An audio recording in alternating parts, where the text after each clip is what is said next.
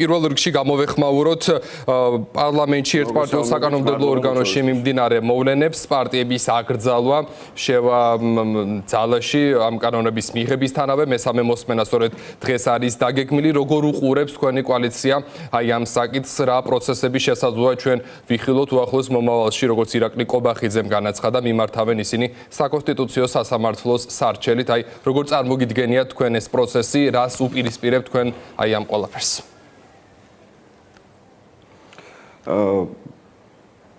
რეჟიმის მდგომარეობა მარტივი რო არ არის, ალბათ ამ გადაწყვეტილებებითაც კარგად ჩანს. ეხლა კომფორტულ გარემოში რო იყოს კობახიძე, ივანიშვილი, მსგავსი ტიპის სიგიჟეებზე არ წავიდოდა, ხო? თვითონ ხო ყველაზე კარგად იციან, რომ არავინ დედამიწის ზურგზე, ცივილიზებული სამყაროში არ მოიძებნება ადამიანი, ვინც რაღაცა ფორმით შეიძლება ამ ყველაფერს გამართლება მისცეს. ამიტომ ისინი არიან რთულ მდგომარეობაში, ცდილობენ რაღაცა ამ მასშტაბის რეპრესიები განახორციელონ. ეხლა უბრალოდ თქვან რომ მხოლოდ ჩვენ და ყაველაშვილის პარტია არსებობს საქართველოში, ყველა რაღაცა პოლიტიკური პარტია არის უკანონო და მათ არჩევნებში მონაწილეობის უფლება არ აქვს. ეხლა ალბათ ეს მდგომარეობა დაახლოებით გავს 1990 წლის მდგომარეობას ჩვენი ქვეყნისას, როცა ხო ერთპარტიული არჩევნების ჩატარებას აპირებდა მაშინდელი კომუნისტური რეჟიმი მარტის თვეში, ხო, 90 წლის მარტში, მაგრამ მაშინ ეროვნულმა ძალებმა ბოიკოტი გამოუცხადეს ამ არჩევნებს, თითქოს იქაც არსებობდა რაღაც სხვადასხვა ფორმით ამ არჩევნებში მონაწილეობის შესაძლებლობა. ქუჩის ძალიან ძლავრი საპროტესტო აქციებით მიაღწიეს იმას, რომ ჩაატარებინეს კომუნისტურ რეჟიმსაც კი 1990 წლის ოქტომბერში ნორმალური არჩევნები, მრავალპარტიული არჩევნები, რითაც ეს რუსული რეჟიმი დასრულდა. მე მგონია, რომ აქ ვართ ეხა ჩვენ ვართ ეხა იმ ეტაპზე, რა ეტაპზეც იყო კომუნისტური რაღაცა რეჟიმის ბოლო პერიოდი 90 წლის მარტთან ახლოს ვართ ალბათ და მჯერა რომ ის ზუსტად ისევე როგორც მაშინ ქართველი ხალხის ერთობამ მოიტანა შედეგი და იძულებული გახდა რუსული რეჟიმი წასულიყო დათმობაზე, ჩაეტარებინა ნორმალური არჩევნები და ისე გადაებარებინა ხელისუფლება, ეგ მოხდება საქართველოშიც. წარმოუდგენელია ამ სიტუაციას დაერქვას ნორმალური და ეს სტატუს კო, რომელსაც ცდილობს ეხა ივანიშვილი კონდეს შენარჩუნებული, ამას ქართველმა ხალხმა მშვიდად უყუროს. ეს ხო მართლაც ცივილიზაციური ბრძოლის ამბავია, ხო? მტერს დაარქვა მოყვარე და მოყვარეს დაარქვა მტერი, აი აქ გვამყოფებს ეხა ჩვენ ივანიშვილის რეჟიმი და ეს ვერ იმუშავებს საქართველოში. ვერ იმუშავებს მათ შორის იმ ხალხის ოჯახის წევრებშიც კი, ვინც დღეს ამ კანონებს თიც აჭერს ეხა პარლამენტში. წარმოუდგენელია ევროკავშირი, ამერიკის შეერთებული შტატები, ცივილიზებული სამყარო, რომელიც დამოუკიდებლობის მოპოვების დღიდან ძალიან აქტიურად ეხმარებოდა ქართულ ხალხს, ეხლა უცებ მოულოდნელად, იმიტომ რომ ესე უნდა ივანიშვილსა და რუსულ რეჟიმს გახდეს მტერი და რა ვიცი, დუგინის, პუტინისა და მედვედევის რუსეთი გახდეს მოყვარე ამ ქვეყნისთვის. კი ბატონო და რაღაცნაირად თქვენ მუდმივად ხართ ოპტიმისტურად განწყობილი, ფიქრობთ რომ აი რეჟიმი მალე დასრულდება, აი რა გაძლევთ ამის თქმის საშუალებას, ახლოს არის აი იმ ტიპის გადაწყვეტილებებთან ოლიგარქი რომ მან დანიშნოს ხელახალი არჩევნები და რაღაც ტიპის გადაწყვეტილებები მიიღოს, უკან დაიხიოს იმ ფონზე, როცა ჩვენ ვხედავთ რეპრესიულ კანონებს, პერსონალურ თავდასხმებს, მაგალითად ბოლოს ვიცით რა მოვლენები განვითარდა ფინეთის საგარეო საქმე და მინისტრის წინააღმდეგ 5,000 ლარითაც დააჯარიმეს ის. რატო ვარ ოპტიმისტურად და რატომ ჯერა რომ ეს ბრძოლა საბოლოო ჯამში ჩვენი ქართველი ხალხის ამ ქვეყნის მოსახლეობის უმრავლესობის წარმატებით დასრულდება. იქ ვარ ისევ რაზეც საუბრობდი, მართლა ცივილიზაციური დაპირისპირება. როგორ შეიძლება აი მაგ საქართველოს დამოუკიდებლობის მოპოვების შემდეგ ურთულესი პერიოდი დაუდგა ამ ქვეყანას და მართლა პირდაპირ მნიშვნელობით შიმშილი იყო ქვეყანაში. ვინ იყო ის ხალხი, ვინც გვეხმარებოდა ჩვენ? მათ შორის რა ვიცი, ჰუმანიტარული დახმარებებით იქნებოდა ეს ხორბლის მოწოდებით თუ რა ვიცი 1000 საჭირო მედიკამენტებით და ასე შემდეგ. ხო იმ ყველაზე რთულ პერიოდში. ეს იყო სწორედ ევროპა, ამერიკის შეერთებული შტატები, ეს იყო ცივილიზებული სამყარო. ვინ გვიქმნიდა პრობლემებს მუდმივ რეჟიმში? ეს იყო რუსეთი. როგორ შეიძლება ეს დაგვავიწყდეს და როგორ შეიძლება ეს ქართველ კაცს დაავიწყდეს? მთელი ამ წლების განმავლობაში, არ ვიცი, ჯანდაცვის საკითხი იქნებოდა, განათლების, კულტურული მემკვიდრეობის დაცვის, ინსტიტუციური გაძლიერების, ამ ქვეყნის თავდაცვისა და უსაფრთხოების გაძლიერების თუ ნებისმიერ ამ მიმართულებაში ცივილიზებული სამყარო, ევროკავშირის ქვეყნები და ამერიკის შეერთებული შტატები იდგა ქართველი ხალხის გვერდით.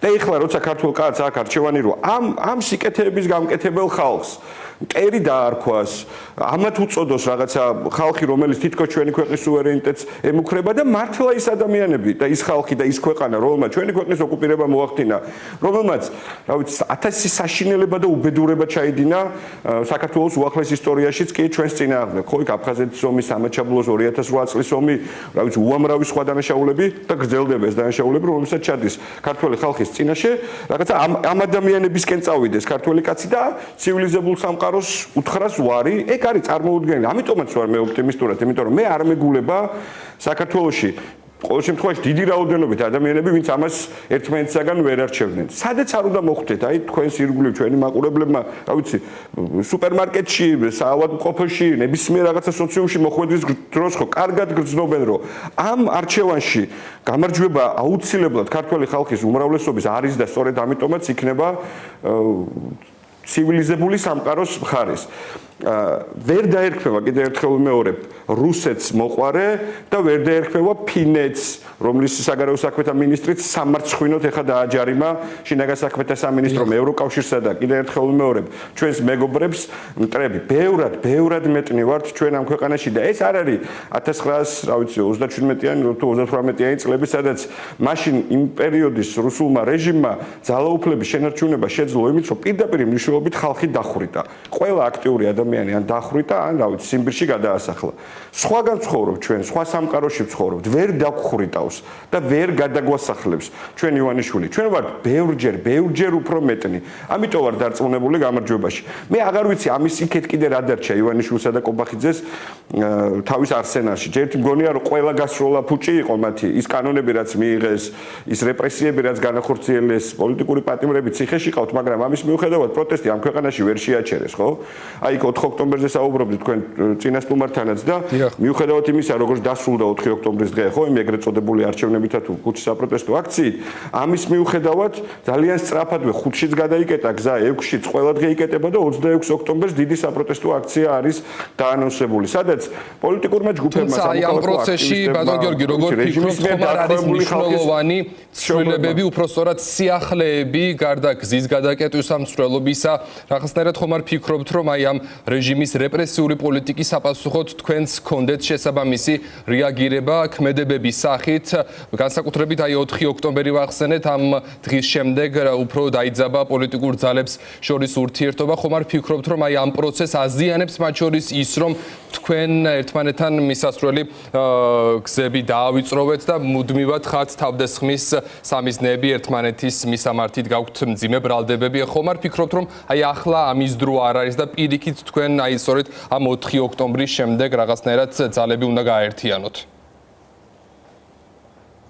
4 ოქტომბრის შემდეგ ყველა იმ გადაწყვეტილების შემდეგ, რასაც ღებულობს რეჟიმი, რა თქმა უნდა, კიდევ უფრო მეტად და მეტად არის საჭირო ყველა აქტიური ადამიანის ჭიდრო კოორდინაცია და მინდა გითხრათ, რომ მიუხედავად იმისა, რომ არსებობს თითქოს ეს ნარატივი, რომ ყველა აქ ერთმანეთს ეჩხუბება საერთო აზრზე ვერ თანხმდებიან და ასე შემდეგ, ეს ესე არ არის. ის რომ პარლამენტი ეგრეთ წოდებულია და ერთპარტიულია, ის რომ არჩევნებში მოსახლეობის უმრავლესობამ ამ ეგრეთ წოდებულ არჩევნებში მონაწილეობა არ მიიღო, ის რომ მართლა არავინ ხელს აღარ ართმევს კობახიძეს, ივანიშვილის რეჟიმის სხვა წარმომადგენლებს, ეს არის სწორედ ჭიდრო თანამშრომლობისა და კოორდინაციის შედეგი, როგორც საგარეო მიმართულებით, ასევე ქვეყნის შიგნით მიმდინარე ამბებიდან გამომდინარე. ხო, საპროტესტო აქციების ერთობლივი ორგანიზება არის ასევე ძალიან მნიშვნელოვანი. ვისურვებთ თუ არა უკეთ კოორდინაციას კი და განსაკუთრებით ვისურვებთ, იმიტომ რომ ჯერ კიდე ჩვენ პროპაგანდასთან ბრძოლა გვიწევს, რომელსაც აწარმოებს ივანიშვილი და ამ პროპაგანდასთან ბრძოლაში ჩვენ არ აგვაქვს ხოლმე ხშირად წარმატებები და ამ მიმართულებით განსაკუთრებით ბევრი არის სამუშაო.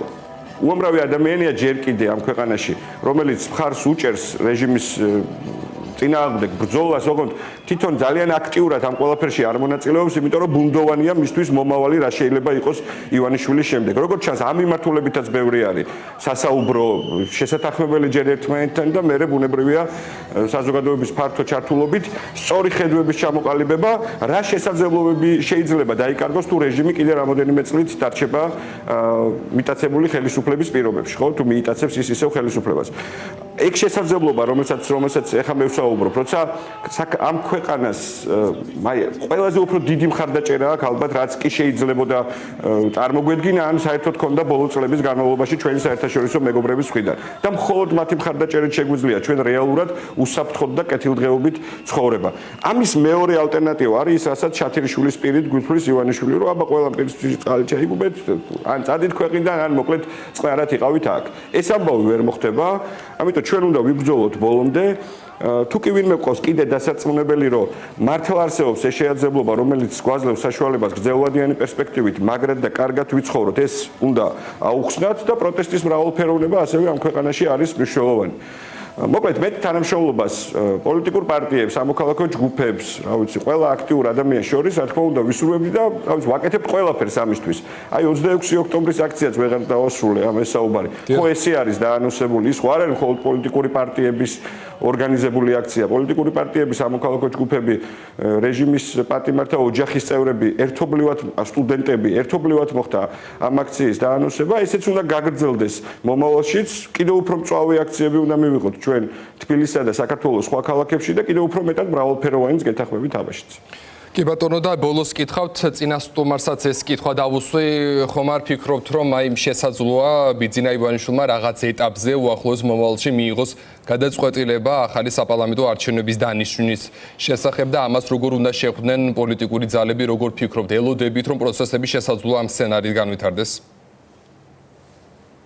არ არის გამორიცხული ჩემი აზრით, ივანიშვილს ჰქონდეს მცდელობა გააუქმოს ყველა პოლიტიკური პარტია და ქართულ ოცნებასა და ხალხის ძალას შორის ჩაატაროს ახალი საპარლამენტო არჩევნები. შეიძლება მას ამის დიდი სურვილიც კი აქვს, მაგრამ არ გამოუვა ჩემი აზრით, არ გამოუვა ზუსტად ისევე, როგორც არ გამოუვიდა კომუნისტურ რეჟიმს 1990 წლის მარტში ესეთი არჩევნების ჩატარება. ხალხის პროტესტის ფონზე, ჩვენი საერთაშორისო მეგობრების აქტიური მხარდაჭერისა და რეჟიმზე ზეწოლის ფონზე ჩვენ აუცილებლად მივაღწევთ ამ ქვეყანაში სამართლიანი არჩევნების ჩატარებას. ჩავატარებთ არჩევნებს, რომელიც მართლა გადაწყვიტავს, ვის რა მხარდაჭერა აქვს და რა დოზით უნდა იყოს წარმოდგენილი ხელისუფლებაში. ამ არჩევნებს ჩვენ ჩავატარებთ ან იმ ფორმით, როცა ივანიშვილი განიცდის დიდ ზეწოლას და ის იძულებულია ეს გააკეთოს, ან ჩავატარებთ ივანიშვილის გარეშე და ესეც მოხდა. მე ბათუმიდან გერთვები და ხშირად ვიმეორებ ამას, რომ არ ვიცი, ალბათ ასლანსაც და მის მეგობრებსაც, მისი რეჟიმის წარმომადგენლებსაც ეგონათ, რომ მუდმივად იქნებოდნენ ხელისუფლებაში, მაგრამ მოვიდა დრო, როცა ყველა უბანში, ყველა სადარბაზოში, ყველა ქუჩაზე იგრძნობოდა არ მხოლოდ სურვილსულებებისა, არამედ ბზაობა იმისა, რომ ამ ცვლილებებისთვის ხალხს ებრძოლა. ებრძოლა მშვიდობიანი გზებით, ქუჩის საპროტესტო აქციები და ესეც მოხდა. ბიძინა ივანიშვილი თქვენი აზრით ისე ჩაიყენებს საკუთარ თავს მდგომარეობას, რომ გასაქცევად ექნება საქმე? თუ ისე გააგრძელებს მოღვაწეობას ბჭყალებში და იმ ნაბიჯების გადადგმას, რასაც ეხლა აპირებს, ეს საერთოდ არ არის გამორიცხული. ოღონდ ბევრად უკეთესი იქნება ქვეყნისთვის, რომ ივანიშვილი ბევრად უფრო ადრე მოეგოს გონსა და რეჟიმის წარმომადგენლები, გონს მოეგონ რა ზეწოლის ის მასშტაბი გქონდეს ჩვენ საზოგადოებას რეჟიმისადმი, რომელიც მას უფრო ადრე დაახევინებს უკან, ვიდრე ქვეყნიდან მოუწევს გაქცევა. კი ბატონო, დიდი მადლობა ჩართვისთვის.